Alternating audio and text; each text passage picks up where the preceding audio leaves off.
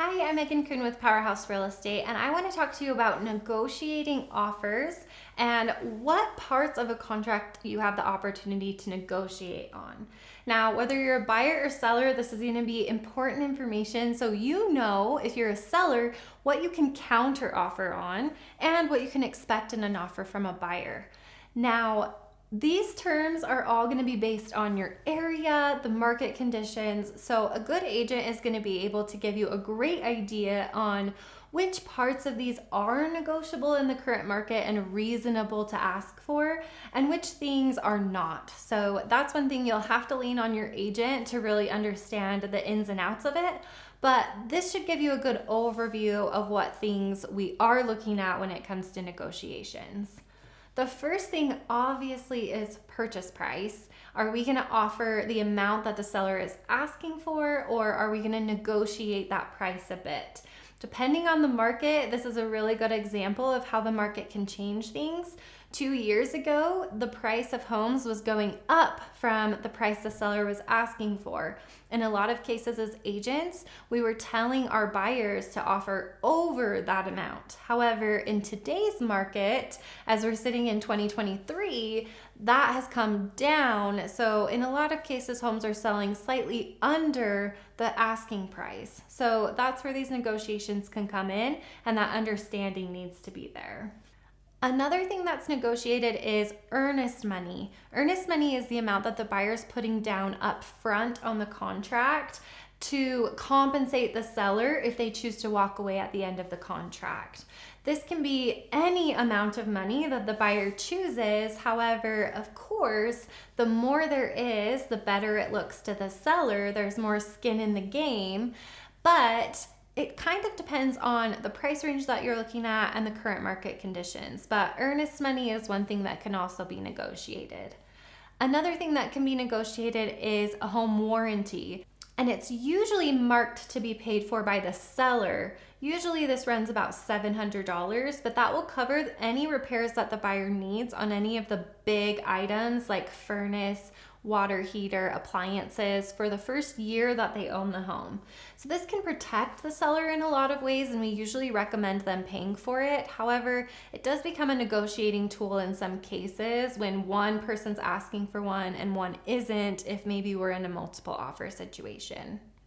A couple of other things that can be negotiated are inclusions and exclusions. So in most cases, the seller is going to list the things that they would like to include in the home. So a refrigerator, washer and dryer, those items. If they choose to have them excluded, the buyer could still ask to keep them. However, the seller would then have to agree to that. Those become a negotiation, and it has to be decided on between the two parties.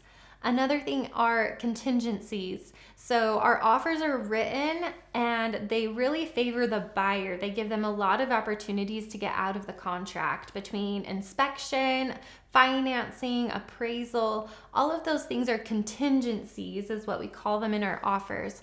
So the buyer is making an offer on the property. That offer is contingent on checking all of those boxes. So if you can eliminate some of those, then it makes the seller feel more confident in your offer. That's not usually necessary, but it is a negotiation tactic. This is why cash offers are so appealing, because there's a lot less contingency. We're not waiting for a lender to give us a go-ahead. We're not waiting for an appraisal to be done.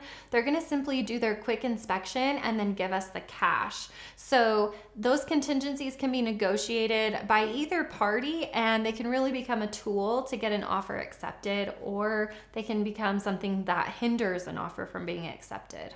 And one other thing is closing costs. Closing costs are the fees that buyers and sellers pay at the end of the transaction to the title company, lender, etc.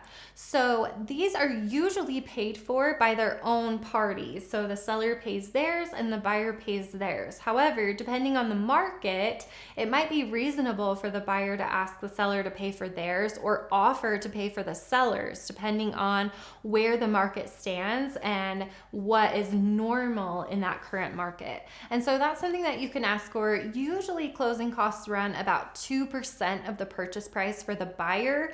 And so they can be pretty steep when it comes to buying a home. So if you can get the seller to help you with those closing costs, then it can take a huge load off of a buyer. One thing to keep in mind when we're talking about these negotiations is they all kind of fit together like a puzzle. So as you're looking at all of these tools we have, or all of these items we have to negotiate, you really have to pick and choose. It would be a terrible offer if you asked for a very low purchase price, a home warranty, the seller pay all of your closing costs, if you just start to nickel and dime and take.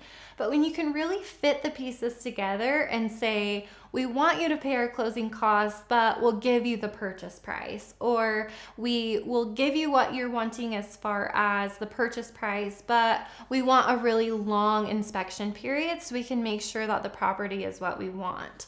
So keep that in mind, and that's the game that we as real estate agents will help you figure out, is which parts we want to negotiate and which parts we want to make look really good to really make your offer overall a reasonable and solid offer going in.